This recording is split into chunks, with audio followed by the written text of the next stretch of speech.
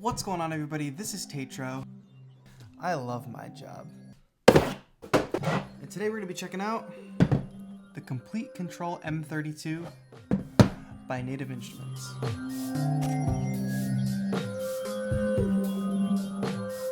What's going on, everybody? If you don't know me, my name is Tatro, your electronic music mentor, and I create live electronic music performances, tutorials, and content to make you a more productive producer. If that's something that you're into, you should click the subscribe button down below.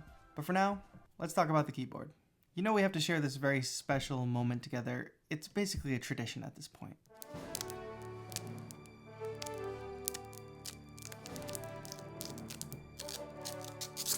Feels great every time. Alright, so the M32 is Native Instruments' least expensive control keyboard. At $129, it is the most affordable keyboard in their collection. Wait a minute. Double satisfying. Like I was saying, it's the most affordable keyboard in the collection, and that's great. I'm all about accessibility. We're going to talk more about that in a bit. But it's a 32 key keyboard, so most portable MIDI keyboards you see are 25 key. This is going a little bit longer, similar to like an Arturia key step with 32 keys. With that, obviously you get more keys. That gives you access to play a little bit more extended chords or to travel higher or lower for your melodies without changing octaves on the keyboard. And that's something I really like about the 32 key format. It's still portable and gives you that little extra edge over the 25 keys. And it's not so big. Most keyboards, the next step up is a 49 key, and you're obviously not really going to travel conveniently with a 49 key keyboard. So we've got the 8 macro knobs at the top. These are endless encoders. So that means they don't stop when you turn them one way or the other. They'll continue to spin. This is great because you don't have to worry about the position of your knob if you switch what parameter it adjusts.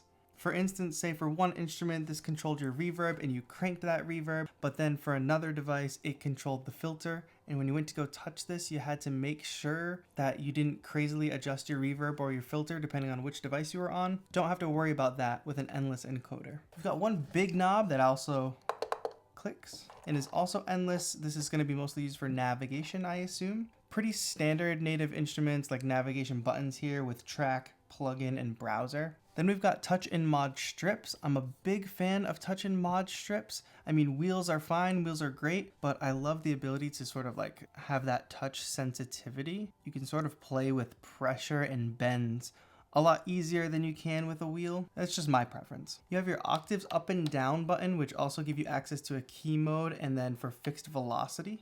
Then you have like your major transport controls like play, record, and stop. Access to metronome functions and looping as well. Shift button up here along with quantize, scale, undo, arpeggiator, and ideas, which is something you use within Native Instruments software plugins. You'll be able to navigate through presets here, and then these buttons right here also help you navigate. If you've used a Maschine, like a Maschine Micro, like I have, a lot of these controls are very similar. And they're a really big help to your workflow just because they sort of take over the software. One of the burdens of getting gear early is that it's not officially released yet, so I can't actually use all these functions yet and show you how they work. That's something I'll do at launch. Don't have any doubt that it's all going to work as expected. I mean, the Ableton script isn't out yet, but right now what I am actually able to do is play it like a normal MIDI keyboard within Ableton Live, and these macro knobs don't yet sync up with the macro knobs on screen automatically, but I can actually just map these, and it essentially operates in a MIDI mode for the time being. I love the design. It's very minimal. You'll notice that there's no pads on this controller. I'm assuming that Native Instruments is thinking this will likely be a companion piece to the Maschine Micro or Maschine in general, and they go together really well.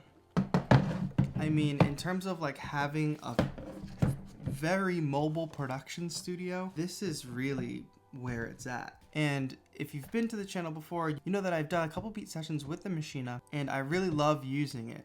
One thing about it though is like playing scales or melodies or chords is not the most natural thing on a 4x4 grid for me, because I come from a background of playing more keyboard. So now if I can pair these two together, I can use this for all the beat making sides of things and some melodic stuff, but if I want to really lay down chords, I can go to the M32.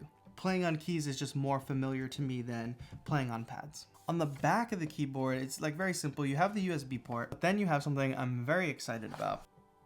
We could plug in a sustain pedal to this, but what I'm really hoping is that we'll be able to map that and do some of the pedal looping that I've done in the past. Some keyboards don't have this, and it's really great that they included a foot pedal on this. Some smaller keyboards tend to leave it out, but it's really useful. And these are definitely mini keys. These are not the full-size keys that you see on the A-series controllers or other full-size keyboard controllers. These are definitely mini keys, pretty standard on every mini MIDI keyboard.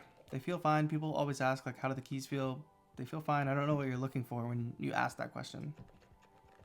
Feels good. So this doesn't actually fit in my bag. It is pretty portable. It fits in the duffel bag that I used to travel with anyway. So despite it not fitting in my backpack, that's just a trade-off that you have to think about when going with a 32 key keyboard versus a 25 key keyboard. Do you want more keys, or do you really need it to fit in your backpack? And that's not to say it wouldn't fit in your backpack, just check on the size. If we wanted to compare this to some other popular keyboards in the same price range that you might consider, this is what it looks like against the Akai MPK Mini. You can see the size difference. Keys are roughly the same size. I would say that the M32 keys are like minutely bigger. These knobs are not endless encoders. They have start and end points. These are endless encoders. Obviously, no pads on the M32. And then probably the most likely keyboard that this will be related to is the Arturia KeyStep. And here's what they look like side by side.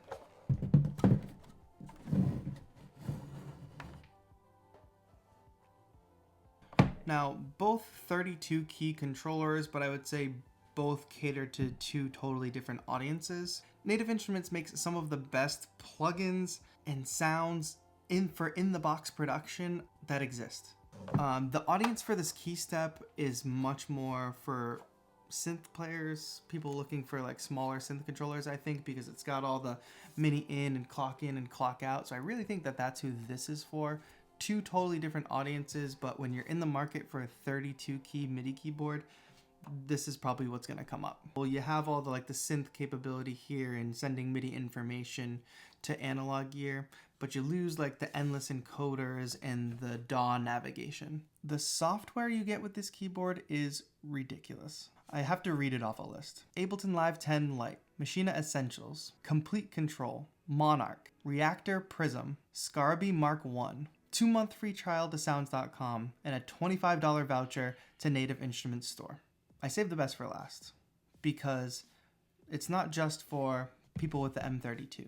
Complete Start was announced at NAMM, and it was probably the highlight of NAMM for me because so many people who watch this channel are looking for ways to just start making music, and so many people get bogged down by the prices of things and justifying cost and accessibility. And when a company as big as Native Instruments put together something so huge for home studio music producers to be able to download this suite of plugins and loops and stuff to make music with, and just like really high quality stuff. There's tons of free stuff out there. It doesn't mean it's great. This is free stuff made by Native Instruments. Complete Start is completely free. And now let's imagine you're really on a budget and you just want to buy a keyboard. You want to spend $129 and just get a keyboard.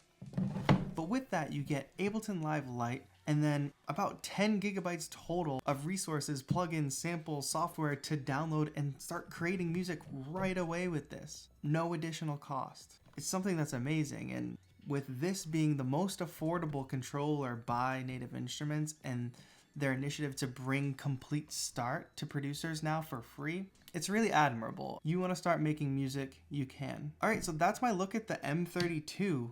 What do you think? Let me know. Are you going to pick one up? I've put a link in the description down below so you can look at more of the finer details, but I'm curious to know what you guys think. 32 keys?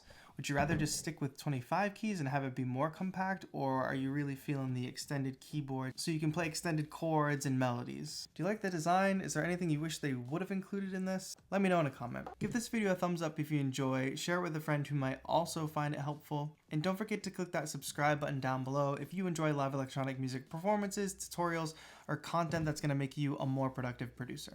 My name is Tejo, your electronic music mentor. Have a good one.